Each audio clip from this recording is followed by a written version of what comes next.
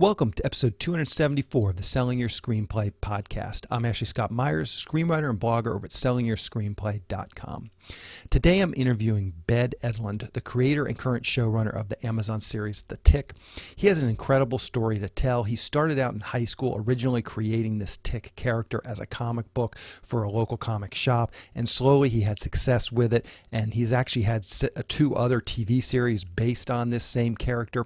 So we talked through this entire journey, how he came up with the idea, got it to market, eventually got it to Amazon, all through this long journey that's taken over 20 years. So stay tuned for that interview. If you find this episode valuable, please help me out by giving me a review in iTunes or leaving a comment on YouTube or retweeting the podcast on Twitter or liking or sharing it on Facebook. These social media shares really do help spread the word about the podcast, so they're very much appreciated.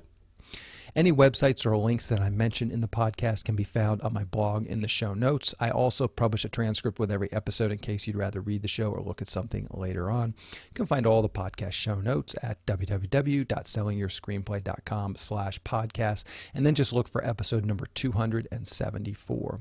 If you want my free guide, How to Sell a Screenplay in 5 Weeks, you can pick that up by going to sellingyourscreenplay.com/guide. It's completely free. You just put in your email address and I'll send you a new lesson once per week for 5 weeks along with a bunch of bonus lessons. I teach the whole process of how to sell your screenplay in that guide. I'll teach you how to write a professional logline and query letter and how to find agents, managers, and producers who are looking for material. Really is everything you need to know to sell your screenplay. Just go to sellingyourscreenplay.com/guide. Quick few words about what I'm working on. I'm trying to get my next project going. It's a horror thriller that I've been talking about on the podcast for the last few months. I've got a budget and schedule now done, and I've sent those off to two potential investors to see if they're serious or not. Hopefully they are. And then I have a few other smaller investors to talk with as well once I sort of know what these larger investors are going to do. I just sent them this last week, late last week, so I haven't heard anything back, but hopefully by the end of this week I will hear something, and if not, I will reach out to them and basically saying, it's now or never. We got to get this project going. So that's where I'm at. That's where I'm at with that project. On my feature film, The Pinch, the crime thriller feature, which I finished last year, those sales are slowly starting to rack up, so that's good. At some point, they will plateau and probably even start to decline, and I might even be at that point now, but hopefully not. Hopefully it'll continue to go for a while longer. I do have some friends that have used the various iTunes, Amazon Prime, who are Vudu and some of those other video on demand services, and their experience is that there is kind of a peak and then it does sort of slow down. But I have some friends that have been on them for in excess of 2 years, and they're still making a little bit of money off them. So hopefully that's what can happen with The Pinch. You'll just continue to at least earn some money, but I think I might have seen the peak, but I'll know more in a couple weeks. As mentioned, The Pinch is available on all the VOD platforms like iTunes, Google Play, and Amazon, which includes Amazon Prime. And if you do subscribe to Amazon Prime, you can basically watch it for free. You just go there, click on it, and start watching it, and it's all included in your Amazon Prime membership. If you do happen to watch it, please do write a review and give it a few stars, and that stuff really does help. Just keep it in the Amazon algorithm and keep recommending it to other people. The more people that see it and like it and give it good reviews. So if you have a minute, it is much appreciated. Also, I am selling the film directly from my website. I've mentioned this before. You just go to sellingyourscreenplay.com/the Pinch, all lowercase letters, all lowercase and all one word. If you buy it from there, you can also add as an extra the 3-hour webinar I did on the making of The Pinch. I cover every part of the process of making this film, writing the screenplay, raising the money, pre-production, production, and post-production. I put quite a bit of time preparing for that webinar, so if you're thinking about making a micro-budget film, I think this would be very educational for you, and it's only just an extra $5 basically to just add the webinar into your purchase. Anyway, that's The Pinch. I'm still desperately trying not to start writing something new and just stay focused on tweaking my horror thriller script, doing a shot list, just going through it, and just really getting acquainted, thinking it through so that when I do actually get into production on it, I will be really, really well educated. I really found with The Pinch was that everything got so rushed. I was just so busy with sort of the producing and sort of the logistics of getting the film that I felt like there were creative things that kind of slipped between the cracks. So I'm trying not to do this on this one. As I said, I'm just trying to not write a new spec script or a new whatever, and just stay focused, just keep rereading this script, just keep going through it, come up with shot lists, and start to think more along those lines, just the creative choices that are going to need to be made, casting, those kinds of things, because I don't want those to get shortchanged. I really want to give those things the time that they deserve. And as I said, with the pinch, I just was wearing so many hats, and I should have a lot more help with this one as well, so I'm not just the sole producer of it. And that will be very, very helpful. Just as I said, just taking some of that responsibility off me so that I can stay focused on, working with the actors, looking at the shot list, working with the DP, and just trying to make the film, just as good as it possibly can creatively. Anyway, so that's where I'm at with that. As I said, hopefully I'll have some answers on the potential investors here in the next couple of weeks as well. So that's what I'm working on the last couple of weeks, and we'll continue to work on probably for the next few weeks. So now let's get into the main segment. Today I'm interviewing writer Ben Edlund. Here is the interview. Welcome, Ben, to the Selling Your Screenplay podcast. I really appreciate you coming on the show with me today. I'm happy to be here. Thanks for having me. So to start out, maybe you can tell us a little bit about your background. Where did you grow up and how did you get interested in the entertainment business? I grew up in Massachusetts, in a small town, sort of greater Boston, really. And I'm old, so that was in the 70s. And that was like a time where I got really turned on very early to the idea of filmmaking. Star Wars was highly impactful. Mm-hmm. And I became one of those kids that got a Super 8 camera off a blanket at a yard sale, mm-hmm. and started to make movies. And that was the pattern. And then from that point, I was also just always drawing. My dad was an artist, so I kind of developed storytelling, visual storytelling, both in comic books and movies. That was my thing. Mm-hmm. And so I had a lot of time in by the time I had a few opportunities to grab for.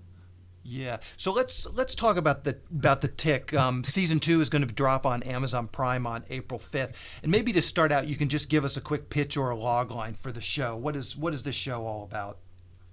It's in a universe full of superheroes.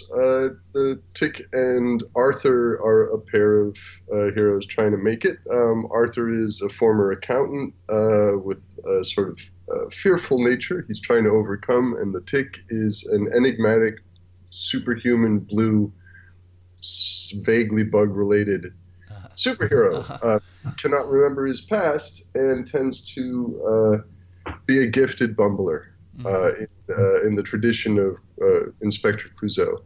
That's a long log line. Yep. There you go. I think that sums it up well. I think this is just a fascinating story in terms of how you're able to get this ultimately on Amazon. You originally wrote a comic book, so we'll dig into that. You got it on Fox at one point and then again in 2001. So maybe we can just talk through some of these steps. We're just taking us way, way, way back to the very origin of the Tick. Where did that idea come from? It was just a real simple combination of things that were in my life. I grew up on a cranberry bog with a lot of dogs, so ticks were a big part of our existence. We had them, the dogs had them, everybody had them. Mm-hmm.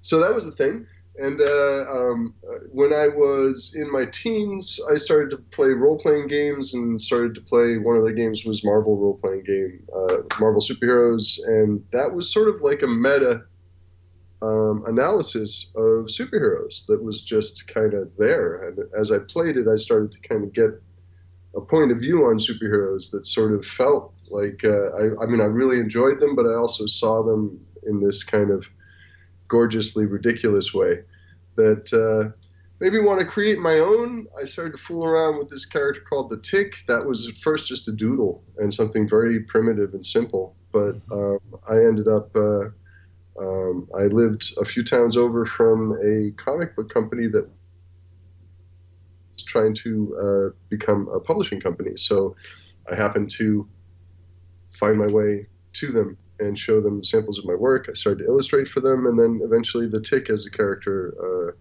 they saw and got excited about. Mm-hmm. So that's how the publishing started. Okay. And then what does that mean? Like an independent comic book, and this must have been what, in the 80s? Yeah. How does that ultimately transfer into getting a television show? Did they promote it well? Did it kind of just catch fire? What was that sort of trajectory of going from, local comic book to show on Fox? Yeah, it was the 80s. It was like 88 when we put it out. That was at the tail end of what was called the black and white explosion, which was a sort of a market fascination with black and white independent comic books. So we thought we would just cash in on the very end of that, but it turned out that the comic book itself had a kind of winning chemistry, and people started to really enjoy it, which was great for me, and so I kept doing it. This was also in a climate, we were only not, I mean, I grew up within an hour's drive of Eastman and Laird, who created the Teenage Mutant Ninja Turtles. So there was a sort of a local folkloric rise to greatness that took place right next door, and it kind of inspired us to be looking around and seeing if we could do something similar. And through the various, I mean, it took a couple of years, but through a long kind of slog, we were able to finally land at Fox Kids Network. Mm-hmm. And yeah. And maybe you can even give us some of those details. I mean, you're starting to get a little bit of traction with the comic book. People are enjoying it. Did you actively make an effort to say, listen, maybe we can turn this into an animated series, and you went out actively looking for people? Or was it the opposite, where the comic book was catching on and then you started having, television people coming to you, fielding, giving you offers? It was like that. The offers were not immense, but they started to come in once we kind of proved that we'd be around. So we were still, it was maybe issue 5 and 6, somewhere in there, that we started to get attention. And then it sort of, I think there was an independent feature producer that wanted to buy up an option and wanted to work out a treatment for a feature. That seemed unlikely to me because, at that point especially, we only had very little on, that was before Batman, the Michael Keaton Batman. So it was a time of great skepticism in terms of live action. But other larger producers came looking at that, and then the way I kind of saw it moving, I think even then, what seemed like the most likely course was something that followed the route that the Teenage Mutant Ninja Turtles was following. And that became a sort of a long process. I signed up with a toy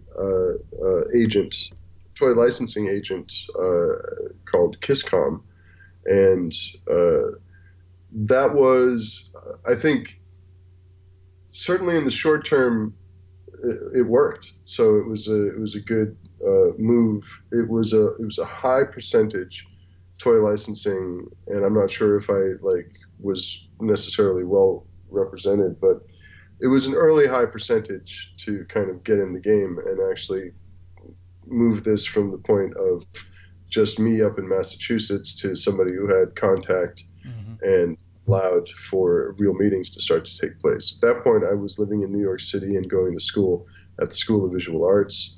So every once in a while, I get on my bike and ride up to Midtown, and I'd take my bike seat in with me because people would take your bike seat. So I'd walk into meetings with my bike seat, and I'd sit down and go, "Well, let's make a TV show."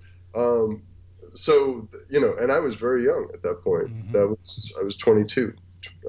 So somehow, over the course of a couple of years, we managed to make contacts sufficient to get us in front of Fox Kids Network. So that took that was like maybe a year and a half of meeting with different people. We went up a road with Bandai, major Japanese toy manufacturer, that had basically, if I'm not mistaken, was the company that initially did the Teenage Mutant Ninja Turtle run. But at any rate, it was one of those large companies that was used to packaging cartoons with toy lines and doing all of that. in retrospect, it turns out I think I was extremely lucky that everybody sort of looked at the tick and said, "That's too weird and funky.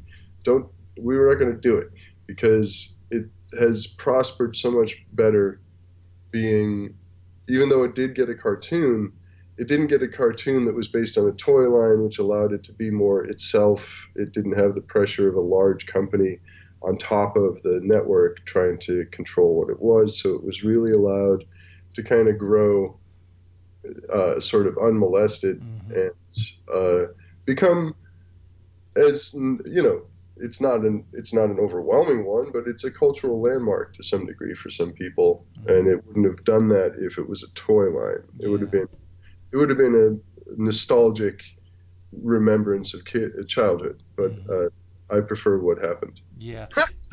So during this year and a half, as you're sort of ramping up, did you write some spec episodes of The Tick, sort of a pilot episode and a couple episodes? Did you start to prepare yourself for this potential to have a TV show, or you just still basically had the comic book and what you were doing there? I had various pitch sort of documents that I had worked out. By the time we went to Fox Kids Network, it was a pretty sort of it was a thick pitch book with I had done illustrations for all the characters and character descriptions and a kind of, if I'm not mistaken, an overview of the pilot. There wasn't a pilot script. Um, it was more like an overview of the show at that point. And it had sort of evolved from something that was less about the show and more about the potential of the toy line and the overarching kind of story value of the piece. That was the sort of angle at which one approached the toy world at that point. And then this was a sort of mutation of that was like a pitch book, kind of consistent with what I was seeing in the cartoon world. But it was not, I didn't have a script. And so when I first got engaged with the Fox Kids Network situation, that was actually a consultancy. Like I was at that point, fairly sure that I was going to sign away, that I was signing away the Tick sort of, because there was no guarantee I was going to personally be involved in the making of the show. It just, there were no, that was sort of, it certainly wasn't the case with Eastman and Laird. They were not involved. They handed it off, and it became this very Saturday morning thing that was wildly popular. And I sort of assumed that's what was going to take place. Instead, I was given a kind of a consultancy in my contract, which was very much at their option, in terms of they could certainly put a cone of silence around me if they needed to. And instead, I just ended up, I was in the same city as one of the two sort of key writers that they had brought onto the project, Richard Liebman Smith. The other one was out in Los Angeles, and they were going to kind of pull together the pilot script and write the season. And I was sort of just writing emails, kind of commenting on the material that was coming out. And the flow of commentary and my connection with Richard Liebman Smith, I just sort of ended up sitting in the seat where I started to co-write with Richard. And the guy in Los Angeles kind of became atavistic, and we just started going. And it was unusual. I was really young. I had no experience before that point, but I was the actual only scholar and expert on the Tick that they had. And it turned out to be a kind of a sensitive, and always has been a sensitive kind of tone. So I was just lucky I got in there. And that's been, since then, it's just been immensely fortunate. Yeah. I'm curious, too, you were talking about this toy company that you signed a deal with, and then that sort of seemed to lead to some of these meetings at Fox, did the toy company, did they have like the actual contacts over at Fox that they could just pick up the phone and set up those meetings, or was it more just having that toy company signed on was prestigious enough then you were able to go out and set up those meetings? Like what did the toy, I guess I'm not fully clear how signing with this toy company sort of seemed to ultimately equal getting that Fox show. They functioned as my agent at that point. I see. So they were people who had a lot of connections. They had made all kinds of calls to networks because they were always trying to push forward various deals with other toy lines and the sort of auxiliary kind of entertainment material needed. Mm-hmm. So they were in that world to a degree. They were one degree removed because their emphasis was on toys, but they were able to function completely as agents for me in that regard. And so I didn't make meetings. I didn't call people out of the blue or anything like it. It would never have happened. Mm-hmm. I wouldn't have known who to call. Instead, I was just, anytime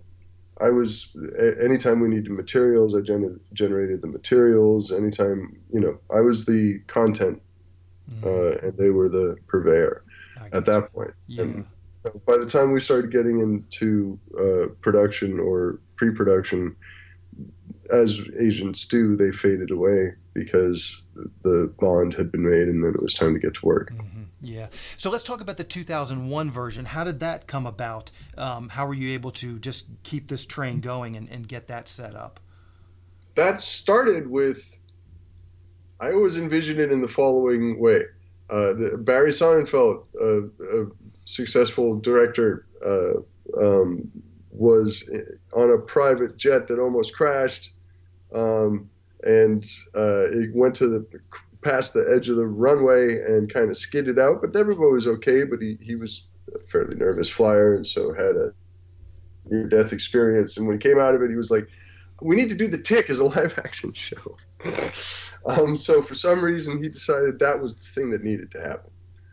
He had encountered this guy, Patrick Warburton, and felt like this guy was the walking embodiment of The Tick. I think his children had been seeing the Tick cartoon, and that's how his awareness had initially sort of begun, but then fellow Floaty Suarez also kind of was working with him, and Barry Josephson, and they were both like pushing hard to make The Tick one of the choices that the company went for. And so they called me up and we started to work on something. First I said no. It was my habit of saying no, that's crazy. Like, you can't make a live action Tick, it's crazy.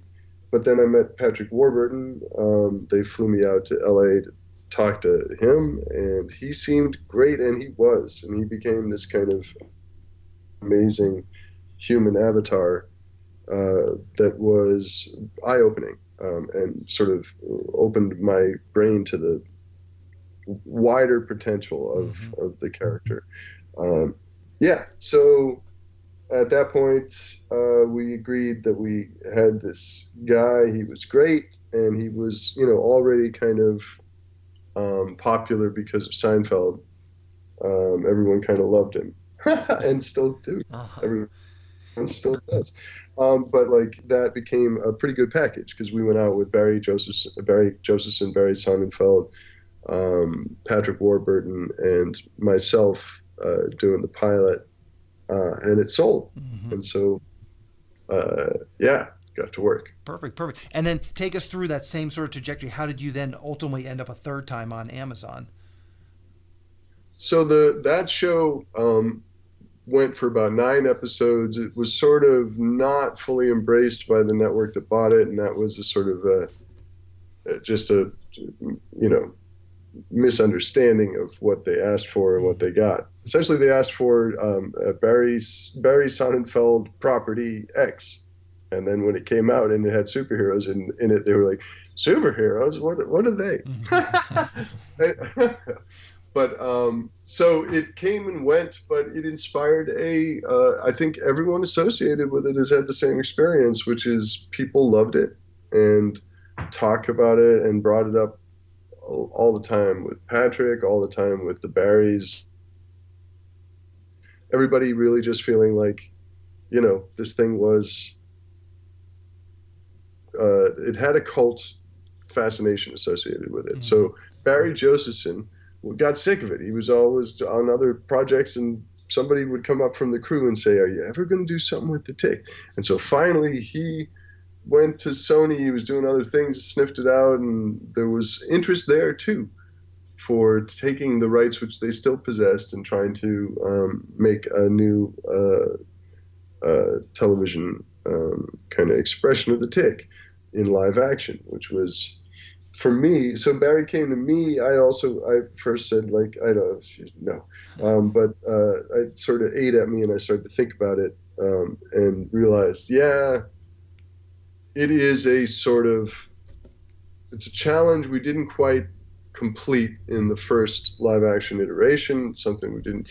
There were calculations I made at that time in the engineering of that show, which sort of fated it to be a short run show. Not that it was given a chance, but just in terms of its DNA, I realized there were all kinds of things that I wanted to do to sort of kind of grapple again with what is really, I think, it's maybe one of the hardest forms, which would be a long form superhero comedy, because that is so, you couldn't be more lightweight or less, like, really, it couldn't be less important. Like long form superhero dramas, at least you're going with stakes, and you're trying to make it, but like something as absurd as the Tick that one wants to see for seasons and seasons. That was a challenge I didn't understand how to meet, and I was fatally intrigued.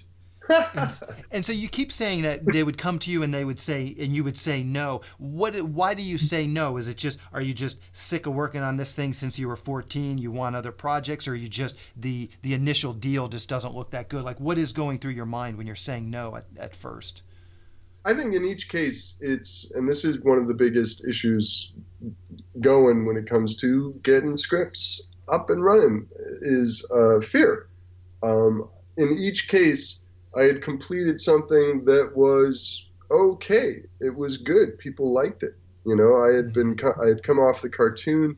The cartoon was quite celebrated, actually. And so later in the 90s, when someone came to me and said, "Oh, you want to open that box again and see if you can fuck it up?" Pardon my French. See if you can, like, just that, like, no, it's good. But then the question starts to eat at me, and then I think, well, all right. It's not so much that I don't want to deal with the Tick again necessarily, although after I'm done with this one, I'll put it down for a while. But it's more that my relationship with the Tick has been such that, it's actually been pretty positive, and I've been wanting to protect that legacy, basically. So it wasn't until I met Patrick and all of those sort of things that I realized, okay, I want to try this in live action in 2001 or 2000. And then it wasn't really until Josephson came up to me, and I thought about it, and then I started to see how it could be done, a tone for how it could be approached, with which it could be approached. And then realizing, okay, if I'm starting to think of this and want to sort of address the things I felt weren't addressed in the previous live action and maybe kind of make it a different thing and worth doing, then I felt empowered to sort of define my terms very rigorously. So it was very specific. There would not be a broadcast. I would not pitch it to broadcast. I would not pitch it for 22 episodes per season. I would not pitch it for anything but a pedigree outlet that had enough money to support a very peculiar idea with, like, real backing. So, and it had to be 13 episodes or less. I mean, I had a lot of requirements. Yeah. And so how involved are you with the production now? Are you still the showrunner? Are you hiring the writers? Are you overseeing the scripts? Are you writing some of the scripts? Yes. Okay. Yeah. I mean, I'm the sole showrunner in the second season. Then, have been doing a lot. It's Sure. so if it's I will take all the blame and a small portion of the credit, because a lot of people did a tremendous number of things.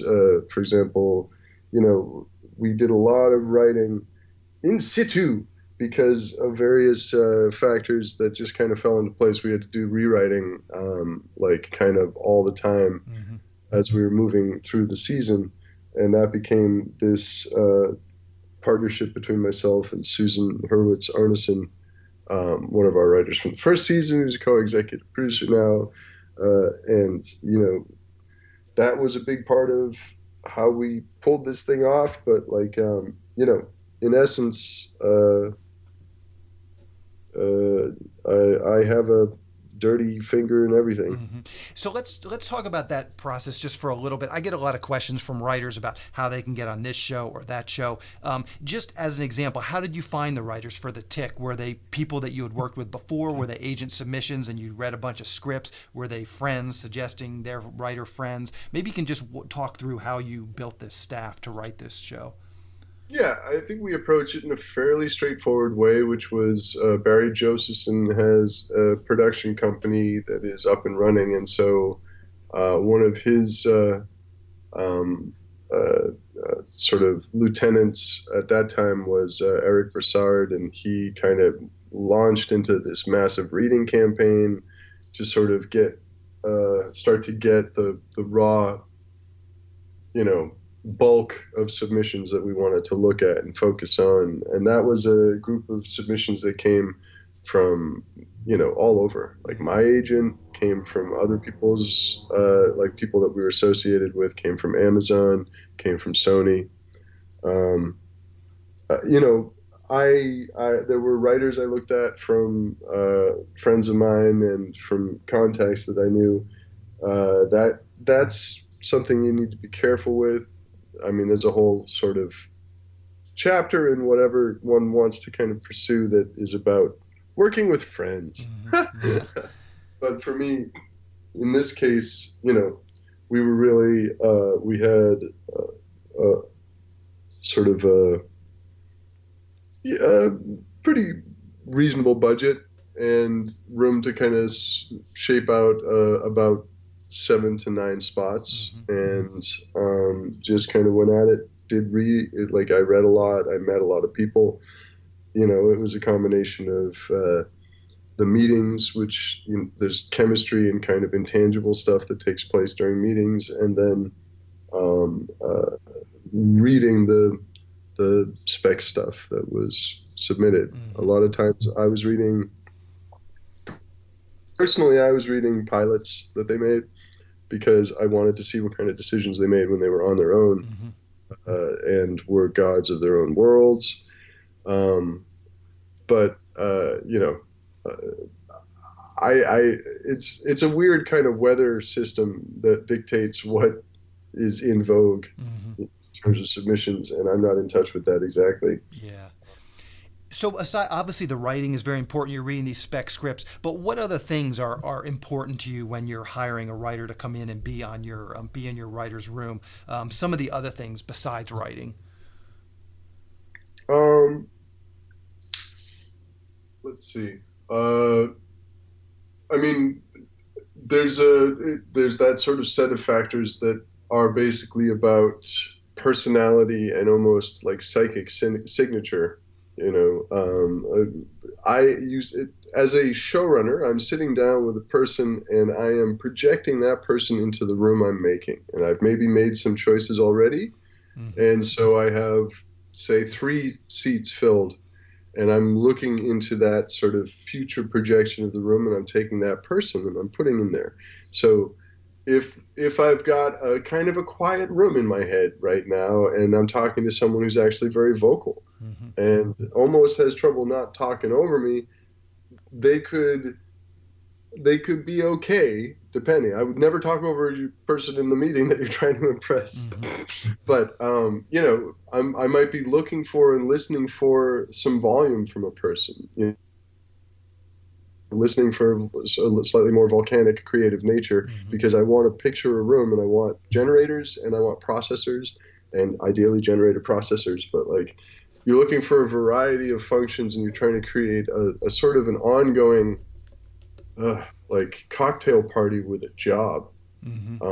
And so, yeah, that's an element, and that's something where it's really just, the advice would be yourself and try to be as the least nervous, self-aware, unnecessarily self-aware version of yourself you can be, because you're just trying. It's also for you, like, you want to be a comfortable fit in a space, and if you're trying to contort your sort of presentation of self over much, unless you're a good, solid psychopath, it's going to show. So you might as well just be yourself. So that's that thing. The other things one looks for are like track record. That's not always the case. I was always looking at people who had never worked yet, and wanted to try and give people the potential, like, door in. But anyone who had a track record, I would then make calls and talk to people who had worked with them, and kind of get the lowdown on how they operated in the room and how their drafts were, and just in general what kind of team member they were. Yeah. So sound advice. So maybe you can just tell us when I guess the ticket's coming out. It's April 5th? April 5th. On Amazon. 10 episodes will come out at once, so the full season. Perfect, and I highly recommend people check that out. And what's the best way for people to keep up with what you're doing? A blog, Twitter, anything you're comfortable sharing, I'll round up for the show notes. Check in with my Twitter. I'm trying to get better at it, so could work on it together, everybody. It is at Ben_Edlund. Okay, perfect. All lowercase. All lowercase, got it. So perfect. I will round that up for the show notes so people can click over to that. Well, Ben, congratulations on getting this show. It's up and running, and good luck with it, and I look forward to seeing what you do next. Thanks, man. Thank you for your time and attention. I appreciate it. Thank you. We'll talk to you later. Okay, bye. Bye. A quick plug for the SYS Screenwriting Analysis Service. It's a really economical way to get a high-quality professional evaluation on your screenplay. When you buy our 3-pack, you get evaluations at just $67 per script for feature films and just $55 for teleplays. All the readers have professional experience reading for studios, production companies, contests, and agencies. You can read a short bio on each reader on our website, and you can pick the reader who you think is the best fit for your script. Turnaround time is usually just a few days, but rarely more than a week. The readers will evaluate your script on 6 key factors: concept, character, structure, marketability, tone, and overall craft, which includes formatting, spelling, and grammar. Every script will get a grade of pass, consider, or recommend, which should help you roughly understand where your script might rank if you were to submit it to a production company or agency. We can provide an analysis on features or television scripts. We also do proofreading without any analysis. We will also look at a treatment or outline and give you the same analysis on it. So if you're looking to vet some of your project ideas, this is a great way to do it. We will also write your logline and synopsis for you. You can add this logline and synopsis writing service to an analysis, or you can simply purchase this service as a standalone product. As a bonus, if your screenplay gets a recommend or a consider from one of our readers, you get to list the screenplay in the SYS Select database, which is a database for producers to find screenplays and a big part of our SYS Select program. Producers are in the database searching for material on a daily basis, so it's another great way to get your material in front of them. As a further bonus, if your script gets a recommend from one of our readers, your screenplay will get included in our monthly Best Of newsletter. Each month we send out a newsletter that highlights the best screenplays that have come through our script analysis service. This is a monthly newsletter that goes out to our list of over 400 producers who are actively looking for material. So again, this is another great way to get your material out there. So if you want a professional evaluation of your screenplay at a very reasonable price, check out www.sellingyourscreenplay.com/consultants. Again, that's sellingyourscreenplay.com/consultants. On the next episode of the podcast, I'm going to be interviewing writer-director James Dillon. He just wrote and directed a low-budget feature film called Cargo. It's another great story from someone who's just out there making things happen for themselves. We talk about this film and how he was able to get this film into production. So keep an eye out for that episode next week. Anyway, that's the show. Thank you for listening.